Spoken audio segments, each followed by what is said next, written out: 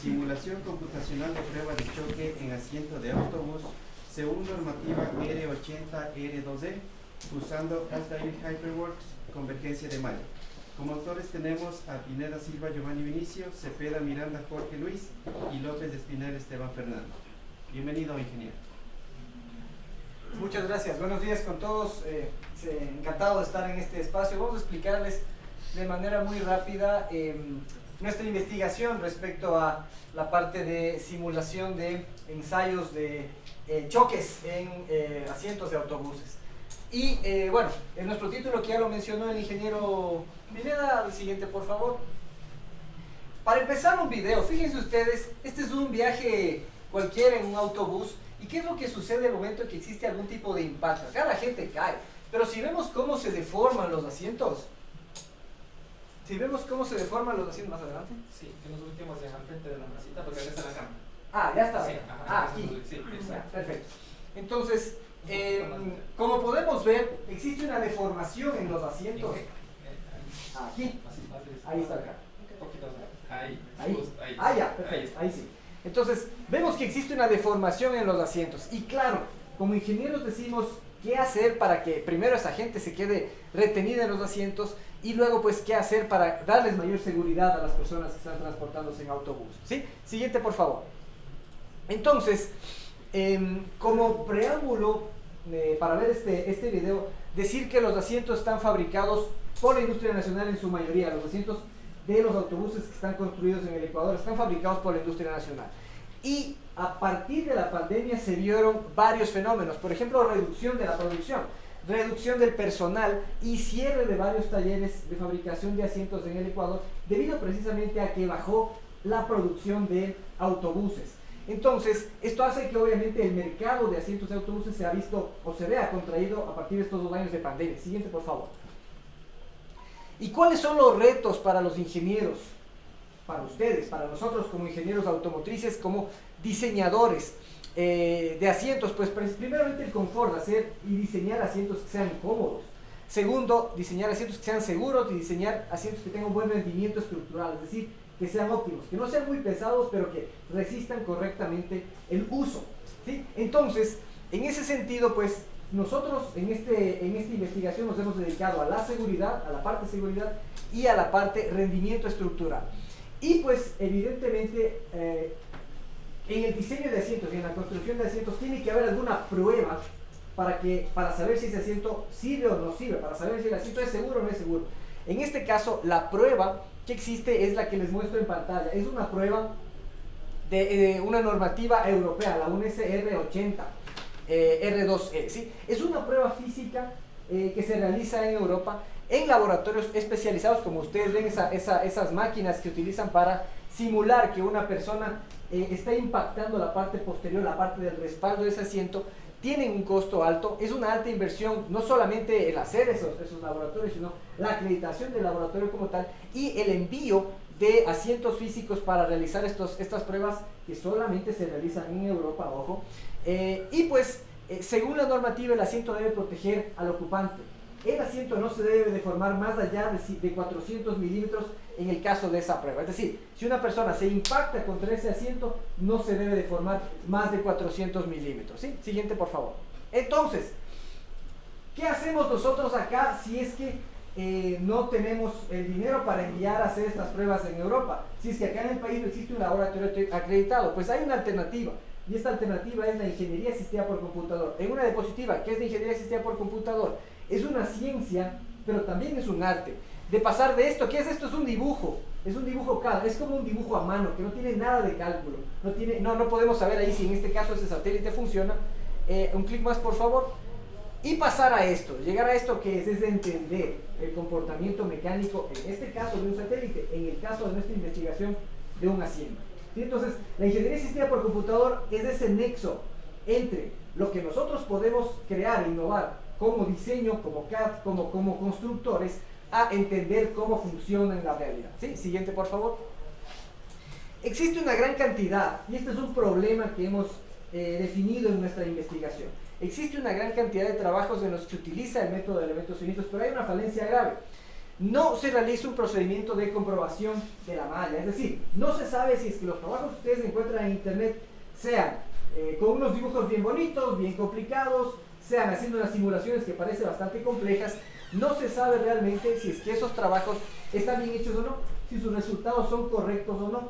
Y de estos hay muchísimos. No se comprueba si el mallado es correcto y como consecuencia, las tesis que ustedes ven por ahí, que hay por montones de elementos finitos, puede ser que tengan resultados discutibles, debido a que no se sabe si están correctamente validados, ¿sí? Como dos ejemplos muy rápidos, dos clics por favor, mi querido Giovanni, dos ejemplos muy rápidos de dos investigaciones de una universidad de la ciudad de Riobamba. Siguiente por favor. Listo, perfecto. Entonces, muy rápidamente, ¿qué herramienta utilizamos para verificar esta convergencia de malla? Utilizamos el modelo del Grid Convergence Index, en sus siglas en inglés, que es el índice de convergencia de malla. ¿Y qué es este índice de convergencia de malla? Simplemente es el cálculo del error numérico entre dos componentes conocidos. Siguiente, por favor. Utilizamos esa ecuación que vimos acá. Sí, siguiente. Acá vemos la metodología de cómo simulamos el asiento. Partes remarcables en esta metodología propuesta en nuestra investigación: dibujar el asiento en 3D con todos los detalles, corregir la geometría y al final verificar la convergencia de malla en el modelo. Ese es el valor agregado de nuestra investigación. Siguiente, por favor. El primer resultado de nuestra investigación, otro clic. El primer resultado es qué software utilizar para aplicar ese método de elementos finitos. ¿Sí? Siguiente. Entonces, vimos varias opciones de software para utilizar elementos finitos, vimos varias opciones, inclusive trabajamos o postulamos algunas opciones de software libre, pero encontramos que la herramienta Altair HyperWorks cumple con todos los criterios técnicos que necesitábamos para nuestra investigación, para su uso. ¿Por qué? Porque tenemos un código validado al ser un software de una marca comercial y al poseer la unidad de licencia de este software. Tenemos gran poder computacional, una herramienta aprobada. Tenemos tiempos cortos de ensayo comparados con softwares, por ejemplo, como ANSYS, un 75% de reducción en tiempos y un uso a nivel mundial grande. Les pido que ingresen a esa dirección, blog.coina.com, para que revisen un poco más de información respecto a en dónde se utiliza a nivel mundial el software HyperWorks y un gran acceso a capacitación dentro de estas dos direcciones que les muestro en pantalla. Siguiente, por favor. Ahora sí, vamos rápidamente con los resultados. Así fue la parte de modelado geométrico. Tratamos de darle a este asiento de autobús interprovincial todos los detalles para que puedan... para que el modelo matemático se comporte exactamente igual que en la realidad. ¿Sí? Siguiente, por favor, un clic más. Eso, siguiente. El modelo matemático lo hicimos con el software Altair Inspire Studio. Luego, según nuestra metodología, tenemos que mallar este asiento. ¿Sí? O sea, el modelado matemático. ¿Sí? El modelado matemático, es decir, de una figura en papel ya pasarle a cálculos. Eso significa. Esta diapositiva únicamente es para mostrar que lo que utilizamos es el elemento cuadrado en shell, el que dice de 3 a 8. ¿Por qué? Porque estamos reemplazándole la superficie de ese asiento por elementos cuadrados. Estamos reemplazando por cuadrados. Y como ustedes saben que del cuadrado conocemos todo, luego sumamos los resultados de los cuadrados y tenemos el comportamiento del asiento. Siguiente, por favor. Y este es el detalle de cómo hicimos el estudio de convergencia de nuestro asiento. Necesitábamos un valor de convergencia de malla lo más bajo posible y lo que hicimos, un clic más por favor, hicimos es seleccionar ese componente del asiento, ese componente específico, y lo trabajamos como una viga en cantilever. Ustedes saben que tenemos las ecuaciones de cómo se deforma esa viga, de cómo se deforma, las tenemos las ecuaciones teóricas. Entonces, muy fácil, comparamos esas ecuaciones teóricas con los resultados que obtenemos con elementos finitos. ¿Haciendo qué? Una variación del tamaño de la rueda. Siguiente, por favor. ¿Sí? Entonces, dos clics más, por favor. Ajá, exacto. Tenemos aquí entonces los resultados. Fíjense ustedes, en nuestra gráfica, en nuestra tabla más bien dicho, tenemos los tamaños que utilizamos para prueba. Y acá en nuestra gráfica el resultado. ¿Qué es lo interesante de ver acá? Y esto como discusión de resultados. Existe un tamaño de malla en el cual yo me acerco a el resultado real. ¿Sí? Y los diferentes tamaños de malla se alejan. No es como nos han enseñado en épocas pasadas, que no había un conocimiento correcto de elementos finitos, de que mientras más chiquita es la malla, mejor resultados da. Esta es la demostración de que eso no sucede. Al lado derecho tenemos la malla, el punto 1, que es el de 2.5 milímetros, una malla chiquitita, finita. Los resultados se alejan, como ustedes pueden ver. Tenemos un error de 41%. Fíjense ustedes. Entonces, si hacemos lo que nos recomiendan por ahí en canales o en videos o algunos docentes, realmente estamos fuera de resultado. Entonces, este resultado es importantísimo para entender que nosotros tenemos que seleccionar el tamaño de elemento adecuado. En este caso, el tamaño, un clic más por favor, el tamaño de elemento puede ser tanto el de 5 milímetros o el de 5.7. En este caso el criterio fue seleccionar el tamaño de menor error, en este caso el de 5 milímetros. Sí, siguiente por favor. Esto ya como resultado del modelo matemático, fíjense acá, esta es la pata del asiento, esos cuadraditos son los elementos finitos que mientras más ordenados se encuentran, y este es el tamaño al cual hemos escogido, mientras más ordenados se encuentran, pues mejores resultados vamos a obtener en nuestra simulación. Siguiente por favor. Un tema importante, calidad de la malla. No puede ser que esté una malla desordenada por cualquier lado. Eso lo medimos dentro del software HyperMesh y nos asegura esto que tenemos unos resultados adecuados. Siguiente por favor. Estos son los resultados de nuestra simulación. Arriba podemos ver que tenemos una deformación de 113 milímetros me parece, y esto es lo que nosotros podemos sacar a limpio con esta investigación. Hemos, en lugar de haber construido el asiento y probado en un banco físico, antes de hacer eso, lo que hemos hecho es probado en la computadora. ¿Sí? Siguiente por favor. Y hacia dónde van nuestras perspectivas de investigación en la carrera, nuestras líneas de investigación en la parte de diseño y simulación. Precisamente hacer esto, este mismo asiento, ponerlo en un autobús y ver cómo está esa transmisión de esfuerzo desde el asiento hacia el autobús, a ver si es que realmente la estructura del autobús está bien diseñada, y con ello pues obviamente poder mejorar el diseño de autobuses y cuidar la vida de las personas, que es nuestro principal objetivo. Aquí las conclusiones, para remarcar dos conclusiones muy rápidas, que el modelo geométrico es la clave porque es lo que tiene que hacer igual la realidad con la simulación. Luego, la calidad de malla está altamente relacionada con los resultados. Mejor calidad de malla, mejores resultados. Luego, ya hablé del errado concepto de mientras más pequeño el elemento es mejor resultado. Eso está errado, eso no está bien, eso hay que tratar de evitar en las siguientes investigaciones que se hagan, y pues obviamente tratar de difundir este conocimiento para que todos, no solamente en Ecuador, en Latinoamérica, quienes usamos esta tecnología la usemos de manera correcta. Y luego pues con el desarrollo de la presente investigación comprobamos el comportamiento estructural de este asiento y podemos tener una mayor certeza de que en el momento en que se haga esta prueba física pues se logre pasarla sin ningún tipo de problema. ¿Sí? Aquí nuestras referencias, y pues muchísimas gracias por su atención, quedamos atentos a las preguntas.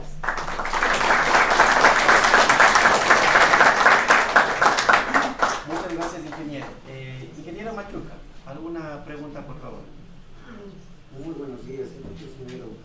Un interesante tema, sobre todo que nosotros como academia pues debemos tomar estos importantes temas en vista que ha habido muchas críticas referente a que nuestras autoridades no hacen cumplir estas normas técnicas, ¿no? Y por videos que se han podido observar, pues al parecer nuestro país tiene gran cantidad de vehículos que no cumplen con estos estándares en el tema seguridad, mucho más en el tema autobuses, que por el número de las víctimas que se han podido ver. En este caso, ¿quiénes son o quiénes deberían ser las autoridades responsables de que se dé cumplimiento a esta normativa en el tema de los asientos de los autobuses? Directamente las autoridades responsables, estamos hablando de la Agencia Nacional de Tránsito y el Ministerio de Transporte, el MTO. Ya hubo un intento por parte del MTO de hacer obligatorios estas pruebas físicas, pero realmente estamos hablando de una inversión muy grande para una industria que está en franca depresión. Sí, entonces, esta acá, como hemos visto, es una alternativa, y hemos tenido contacto ya con las autoridades de la Agencia Nacional de Tránsito y también de los organismos rectores del sistema de calidad, como el SAE, y ya se les ha mostrado esta metodología pues para obviamente aportar para que si es que, ok, es bastante oneroso realizar un envío de estos asientos a Europa. Estamos hablando de costos de 200, 300 mil dólares, que es complicado para la industria nacional, pero sí es totalmente posible hacerlo simulado, y una vez que tengamos esta simulación, al menos dar un paso inicial para entender cómo funcionan estructuralmente estos asientos y poder hacer y poder mejorar la calidad del transporte de las personas y su seguridad. Lo importante, como usted dice, pues el hecho de que como academia se haga este llamado a las autoridades para que cumplan y presentarle esta opción que de paso felicito, pues una opción que si bien es cierto no se equipara con las máquinas reales que hay, pero sí va a dar un estándar que no se lo ha considerado, ¿no? Una última duda, dentro de lo que es este modelo para simulación, ¿consideró el tema material alguna marca en específico? No una marca en específico, sino más bien se consideró un material comercial, el que utiliza el común, digamos, de los fabricantes de autobuses, ¿sí? Que es el material cuya norma es la ASTM A500. ¿Sí? Ese es el acero más común, no es un acero A36 que tiene un módulo de elasticidad bastante bajo, tiene un módulo de elasticidad, una resistencia un poco más alta, sin embargo es un material que se encuentra comúnmente. Ahora, claro, de esta investigación, y como usted bien dice, ingeniero, hemos partido, es un punto de partida, pero realmente el hecho de que tengamos una prueba de validación hace que esos resultados sean bastante correctos y cercanos a la realidad. Y pues da para pie muchas cosas. Por ejemplo, veo hacia dónde va la pregunta, pensar en cambiar el material, pensar en tener materiales de mejor calidad que den una mayor resistencia, ese sería uno de los pasos. Y también pues obviamente mejorar los diseños, reforzar donde hay que reforzar, quitar refuerzos, optimizar donde no haya que tener refuerzos, eso obviamente también nos da un mejor comportamiento estructural. Muchísimas gracias. A ustedes, gracias. Ya. Nuevamente agradecemos su participación, ingeniero Cepeda. Muchísimas gracias, muy amable. Muchas gracias. Muchas gracias.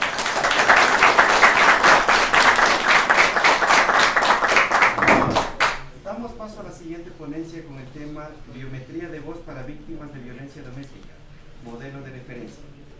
Como autores constan Checa Cabrera, Marco Antonio, León Yacerga, Andrés Roberto.